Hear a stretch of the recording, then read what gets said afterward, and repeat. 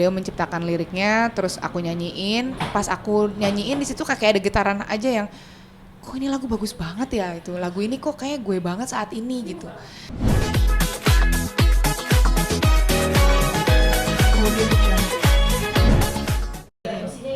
Jadi Kak Tangri ingin menseriuskan ini. Boleh Kak sedikit cerita? Jadi awalnya itu memang ya sesuatu yang tidak serius itu waktu pas lagi ada event The Power of Love, eventnya Ustazah Muna Al-Munawar, itu aku di sana memang dimintain tolong untuk menyanyikan lagunya beliau, lagu ini gitu. Terus beliau menciptakan liriknya, terus aku nyanyiin. Pas aku nyanyiin di situ kayak ada getaran aja yang kok ini lagu bagus banget ya, itu lagu ini kok kayak gue banget saat ini gitu. Pengen dong bawain lagu ini secara serius gitu, secara direkam gitu. Saya ngomonglah sama Kak Risna, boleh nggak sih? Kak Risna menyampaikan ke Ustazah, ayo silakan gitu. Ya udah, akhirnya di situ aku juga nggak mikirin gimana nasib anak-anak kotak, gimana nasib labelku gimana gitu. Ya berjalan aja, udah Kak, kalau misalnya memang ini dikasih jalan yang mudah, kita jalanin aja. Terus pas udah dijalanin, aku minta izin dengan memang konsepnya lillahi ta'ala semuanya. Kotak sangat support sekali, teman-teman Kotak sangat support sekali, terus sama label juga sangat support, jadi ya semua dimudahkan. Kak, dirimu artis sebesar kamu bersedia untuk tidak menerima fee dari project ini sendiri gitu, akhirnya kan highlight tinggi jadinya. makanya pure memang untuk syiar ya di sini, di momen mungkin menjelang lebaran ini juga, apa memang oke, aku dikasih suara bagus dan memang untuk bisa bersiar di Karena memang awalnya karena aku denger lagu ini bagus banget Mbak, aku cuman kayak mikir, aduh sayang banget ya lagu ini tuh didengerinnya hanya cuman sebatas majelis aja gitu. Aku pengen deh dengan posisiku yang sekarang gitu, dengan suaraku yang sekarang, kenapa enggak gitu, lagu seindah ini punya makna yang sangat dalam, terus punya manfaat untuk bisa menggetarkan hati orang, kenapa enggak aku nyanyiin juga gitu. Nggak ada ekspektasi apapun, nggak ada kepikiran apapun, udah hanya sebatas itu aja. Dan alhamdulillah diamini sama labelku yang seharusnya kan agak sulit ya, karena ini kita cross label ngomongin bisnisnya segala macam, tapi mereka mensupport itu gitu. Oke. Dan Kotak boleh nanti menyanyikan lagu ini ketika Kotak tampil membawakan lagu ini, apa dirimu akan juga mensiarkan ini lewat Kotak atau memang khusus bersolo karir aja? Boleh banget. Aku senang banget kalau misalkan memang anak-anak Kotak mau membawakan lagu ini, karena kan memang lagu ini juga universal ya secara tema liriknya, bukan yang pakai sholawat dan segala macam gitu. Jadi harusnya sih anak-anak Kotak mau meremake lagu ini. Belum ada wacana ke sana, cuman semoga bisa lah. Pasti mau. Candu tidak akhirnya menyanyikan solo lagu religi? Candu tidak menyanyikan lagu religi, tergantung lagunya apa. Gitu kayak semua lagu kan pasti punya makna masing-masing ya. Kalau misalkan Candu menyanyikan lagu religi, ya pastilah lagu-lagu religi kan lagunya bagus-bagus gitu, pasti pengen. Cuman kalau Candu, pertanyaan adalah Candu atau tidak bersolo karir, saya tetap ngeband. Jadi memang jiwanya memang anak-anak Kotak, tapi karena ini memang kembali lagi itu tadi membantu Ustazah Muna, jadi saya mau. Kak, tadi aku sempat dengerin kamu nyanyi langsung ya, itu kamu juga ikutan berkaca-kaca ya. Terus pas di preskon tadi kamu hampir menitikkan air mata. Apa sih Kak yang dirasakan di lagu ini ketika kamu membawakannya? Feel apa yang dirasakan? Kalau dari aku tuh nggak pernah dengar lagu hampir berkaca-kaca gitu. Terus tadi tuh hampir berkaca-kaca. kamu jangan gitu, aku nangis juga. Mungkin karena dia langsung ya, suaranya juga dia langsung. Jadi memang pas kali pertama denger juga aku entah kenapa itu ada kayak dorongan emosi yang sangat kuat gitu pas menyanyikan lagu ini. Terus lirik dari penggalan lirik pertama aja itu udah aku banget gitu, kayak yang jiwa yang kosong dan hampa, lelah tak berdaya, gelisah tetap bernyawa. Itu kayak istilah kata tuh, gue masih dikasih nyawa tapi kok nggak pernah ngasih timbal balik apa ya ke Allah gitu, nggak pernah ngasih sesuatu yang memang spesial gitu, kayak urusan lo duniawi doang gitu, lo nggak mikirin yang di atasnya gimana gitu. Terus akhirnya ya itu kayak jadi satu cara aku untuk bisa berkoneksi langsung dengan Allah gitu. dari setiap penggalan lirik maknanya, terus niat awalnya Ustazah Muna untuk menggerakkan orang-orang yang mendengar lagu ini untuk bisa candu sama penciptanya, sama Rasulullah, itu ya agak berat memang. Setiap kali menyanyikan lagu itu agak berat banget. Aku benar-benar harus kayak narik nafas dulu, nahan emosi secara manusia. Jadi ya semoga lah pesannya nyampe. Tapi ketika ngomongin ayah dulu tadi sempat hampir menitikan air mata juga. Ya itu aduh Itu filmnya sampai ke sana gitu. Kehilangan seseorang itu kan baru kerasa rasa sayang kita tuh baru berasa ketika kita kehilangan seseorang kan. Pas ada orangnya sih ya sayang, cuman kayak yang masih ada orangnya gitu. Sekarang pas udah nggak ada tuh gimana ya caranya gitu, harus pakai media apa ya untuk bisa punya hubungan gitu sama orang yang udah nggak ada. Nah kemarin itu pas lagi umroh itu jadi salah satu cara aku untuk bisa berkoneksi gitu sama papa. Dari aku mengumrohkan beliau aja, doaku dari awal sebelum berangkat aja udah temuin dong gitu sama sosok yang mirip sama papa. Dan dari pertama nyampe sampai pulang tuh ketemu terus, bahkan sampai selesai umroh itu pas aku tahalul sosok itu ada gitu. Nah ada, aku sempet posting itu mirip banget gitu, bukan papa ya tapi sosok yang mirip seperti papa. Itu mirip sekali gitu, dia batuk, dia stroke, ya udah di situ dah terus. Nah ini cara aku juga dengan lagu Candu Dalam Rindu tuh kayak memberikan pesan gitu, connect ke Allah. Ya Allah tolong jaga papaku gitu. Aku kangen gitu. Aku pengen lewat lagu ini tuh aku punya manfaat, dan kalau bisa manfaat ini tuh larinya ke papa aja deh gitu. Karena mungkin aku masih hidup, aku bisa bernafas, bisa ngasih manfaat lebih banyak, tapi papaku enggak. Nah kenapa enggak dari aku aja gitu melalui lagu ini. Jadi ya aku pengen sebenarnya itu sih siar dari lagu ini, dari akunya. Jadi ikutan baper tuh. Aduh, lagi hamil sih. Ya. Oke deh. Kak, harapan terakhir sedikit menjelang lebaran. Jadi lo kan mengambil job nyanyi juga kan, kalau nanti akan fokus ibadah. Atau mungkin ini lagu religi kan menurut aku juga menarik banget gitu, dan orang pasti pengen denger banget. Untuk promosi lagu ini mungkin juga akan berjalan ya, cuman balik lagi prioritasku tetap sama Kotak. Manggung sampai detik ini alhamdulillah sudah ada beberapa di bulan Ramadan ini bareng sama Kotak, tapi tidak menutup kemungkinan juga aku akan mempromosikan lagu ini juga secara sendiri. Ibadah juga tetap, tapi tidak pasti dibedain lah ya, maksudnya pas lagi Ramadan akan lebih sedikit mungkin ngambil jobnya, lebih fokusnya ke ibadah.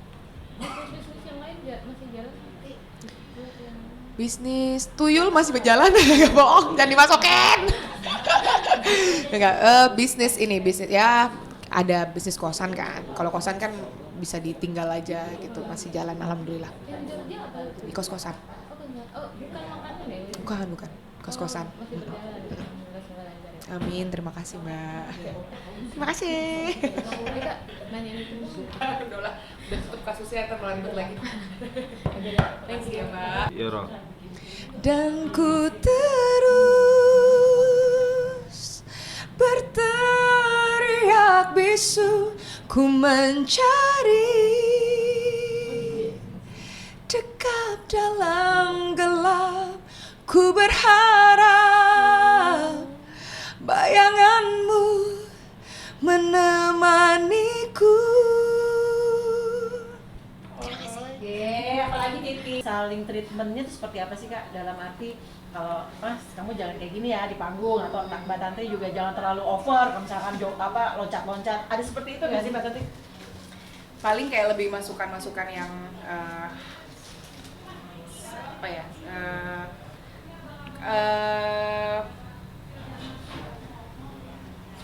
Salah ngomong gue. Lah, ya paling kita kayak brainstorm bareng-bareng lah. Kan kita kan punya band yang beda-beda, pasti punya genre yang beda-beda. Aku juga nggak bisa full full ngedirect dia, nanti lo harus kayak gini. Begitu pula dengan Arda ke aku. Jadi kita sama-sama saling menghormati gitu dengan dia dengan bandnya, aku dengan bandku. Jadi paling ya kita cuma kayak kasih batasan-batasan, ada kata-kata yang semestinya tidak perlu diucapkan, itu tidak perlu diucapkan, ataupun ada batasan-batasan. Kita sudah suami istri, even kita tahu lah vokalis itu kan apalagi pria itu kan lebih mudah untuk diganduli oleh para wanita-wanita. Jadi dia mungkin, kalau aku sudah tahu batasannya, kayak misalnya oh ya udah kalau dia sebagai vokalis NAF ya dia milik umum lah gitu. Cuman pasti aku lebih menghargai suamiku untuk tahu batasan bagaimana cara dia mengetreat seorang fans perempuan gitu. Jadi ya sampai detik ini sih nggak pernah ada masalah yang gimana-gimana. Pernah cemburu nggak kata nih sama fans atau sama partner kerjanya? Munafik kalau saya bilang nggak cemburu. Tapi level cemburunya mungkin lebih ada batasannya. Saya pernah ada satu momen yang pas lagi apa? Jadi ada gimmick dia. Ya Allah, curhat. Gue jadi ketawa. Jadi dia pernah bikin gimmick, dia meluk cewek gitu. Terus ceweknya cantik lagi. Jadi kayak pas lagi ini, dan aku nggak tahu gitu. Jadi yang ngetekin tuh beberapa fans yang nonton. Kak, Mas Arda meluk cewek nih, padahal biasa aja, cuman karena mau hormon kali ya untuk perempuan. Oh kamu meluk cewek, ya Allah yang ini gini, udah nggak jadi ada gimmick itu lagi, udah nggak ada gimmick itu lagi. Jadi ya, tapi ya kalau masih sebatas wajar sih masih nggak apa-apa. Tapi kalau ada fan yang nggak wajar ya sih, misalnya yang sampai gede atau seperti itu mbak, yang psycho gitu, Mas Arda gitu. ada waktu itu ada, cuman ya kembali lagi lah, karena memang kita sama-sama di dunia entertain ya komunikasi. Ini siapa nih segala macem ya, psycho banget sih waktu itu pernah ada. Seperti apa Mbak Psycho? Nggak usah. Mbak, lebih lepas nggak sih dengan suami itu dalam arti kayak adik kakak atau kayak teman partner sesama musisi kayak gitu, itu seperti apa sih Mbak? Ya kalau udah jadi suami istri sih jatuhnya jadi partner ya, karena bukan kayak lagi ngomongin pacaran yang segenan ini itu nggak boleh apa segala macam. Tapi kalau sekarang ya sebisa mungkin apa yang kita lakuin tuh yang memang membuat sesuatu hal yang memang apa ya, bisa menjadi sesuatu yang baik gitu buat kita berdua, bukan untuk masing-masing gitu. Jadi ya gitu. Ada perasaan nggak sih ketika suami istri sama-sama manggung beda tempat, terus dirimu yang merasa bersalah dan artian tidak fokus membagi waktu untuk anak gitu? Iya. Karena ibu kan harus lebih dekat pada anak. Itu gimana Mbak Tante? Iya banget. Jadi bulan ini sih khususnya, karena kan memang kemarin umroh udah 2 minggu ditinggal, terus tiba-tiba pulang, habis itu manggung lagi. Itu ada perasaan-perasaan namanya ibu kan pasti gimana sih, nggak bisa all out apa segala macam. Tapi kebetulan aku punya suami yang luar biasa baik sekali. Dia bilang katanya kan melakukan hal ini juga untuk anak-anak. Terus kalaupun memang pas lagi di rumah ya sebisa mungkin letakkan handphonenya. Jadi ya kita bareng-bareng lagi bondingnya. Walaupun itu tadi saya bilang tidak perlu berapa sering ketemu, tapi di saat waktu-waktu terbatas itu kita menjadikan kualitas. Gitu aja. Nah, ketika ada yang namanya momen berantem itu siapa sih Mbak yang lebih duluan minimis untuk biar nggak panjang gitu? Siapa yang ngegas duluan? Kelihatan kan?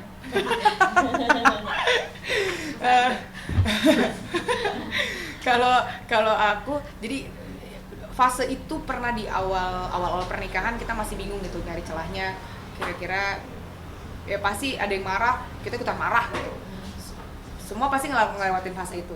Cuma pas udah ada di titik dimana kita sama-sama akhirnya paham bahwasanya pernikahan itu bukan mencari siapa yang menang, siapa yang benar, tapi mencari sesuatu hal yang baik. Ya pas lagi dia on, sebisa mungkin aku bener-bener menjadi dia api, aku sebisa mungkin jadi airnya. Begitu pula sebaliknya. Gitu. Jadi ya kan setiap masalah pasti ada sebab akibat. Jadi ya kita bukan cari siapa yang menang, nggak ada pemenang dari sebuah masalah. Kak, kemarin kan sempat ngerayain ulang tahun dan kostumnya juga berbeda dari yang lain, itu gimana sih Kak? Apakah si anak yang minta atau gimana? Itu buat anakku itu. Ya anakku memang lagi suka Power Rangers, terus kepikiran aja kan waktunya terbatas di bulan ini ketemu sama dia, jadi ya sebisa mungkin pas lagi ulang tahun ini tuh pengen bukan suatu perayaan yang wah, tapi ada kesan karena aku akhirnya paham setelah anakku yang pertama sudah usia 7 tahun insya Allah tahun ini. Dia tuh selalu nanya sama aku, Bunda, aku waktu pas lagi usia 1 tahun aku pakai apa ya temanya, terus usia 2 tahun temanya apa ya. Jadi yang dipikirin sama mereka itu tema, bukan siapa yang datang, aku dapat hadiah apa itu, enggak, ya anakku ya, di anakku. Nah ini si Arka ini yang ke anakku yang kedua, dia usia 3 tahun, dia sudah bisa memilih temanya sendiri. Jadi aku mau Power Rangers, aku mau Megazord. Jadi ya udah deh, kita sewa kostum aja gitu. Oh, oke, berarti permintaan dari anaknya sendiri ya. Terus kalau untuk anak sendiri udah tahu nggak sih mau arah kemana? Musik kah juga? Musik juga kah atau Terlalu Terus dini ikut sih. ajak panggung tuh, Mbak. Iya. Terlalu dini untuk bilang dia bakal jadi musisi ya nggak juga. Cuman kalau misalkan dari sekarang karena terbiasa melihat orang tuanya manggung, jadi rasa percaya dirinya mungkin bisa dibilang di atas rata-rata anak-anak pada umurnya. Jadi playgroundnya itu di panggung. Udah nggak tahu malu deh, ada orang yang nonton apa segala macam. Kalau dibawa ke panggung tuh udah lari-lari sana sini gitu. Jadi ya kalau dibilang bakal jadi musisi ya aminin aja lah. Basicnya pasti mereka suka musik.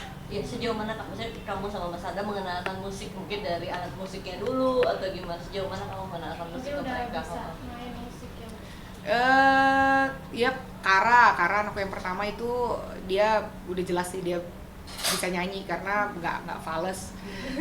Karena kan basicnya awalnya fales atau enggak ya, dalam dia nggak fales. Terus kalau si Arka memang dia lebih condong, lebih suka memainkan alat musik, dari gitar terus dari drum. Jadi kita cuma bisa support itu aja, apa yang dia mau, apa yang dia lihat dia mainin, dia suka ya udah. Oke. Oke. Terima kasih. Terima kasih banyak, kontennya banyak ya. Project Kotak so far setahun ini gimana? Apa akan ada yang dikeluarkan, album atau single? Mas apa sih Mas kotak Mas? Religi kali, religi. Oke. Tahun ini kotak kan kebetulan yang aku ini kan memang single religi, memang benar-benar sangat religi ya. Tapi untuk yang kotak nih nanti akan keluar juga.